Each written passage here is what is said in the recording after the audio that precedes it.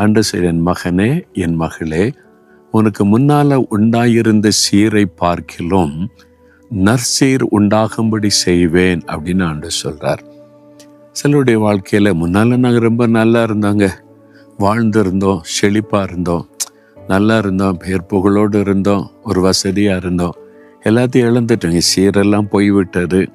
நல்ல நாட்கள்லாம் போய் இப்போ துக்கம், கஷ்டம், இழப்பு, நெருக்கம், ஒரு தோல்வி, ஏமாற்றம் அப்படின்ற நிலைமைக்கு வந்திருக்கீங்களா? அந்த நிலைமைக்கு திரும்ப வருமா அப்படின்னு யோசிக்கிறீங்களா?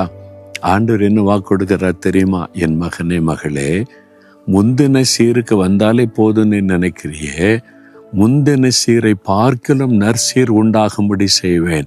அதை விட உன்னை நான் மேன்மைப்படுத்துவேன், அதை விட உன்னை புகழ்ச்சியாய் வைப்பேன், அதை விட உன்னை உயர்வாய் வைப்பேன், முந்தின சீரை பார்க்கிலும் நற்சீர் உண்டாகும்படி செய்வேன் என்று ஆண்டவர் சொல்றார். எவ்வளோ ஆச்சரியமான ஆண்டவர் இல்லை?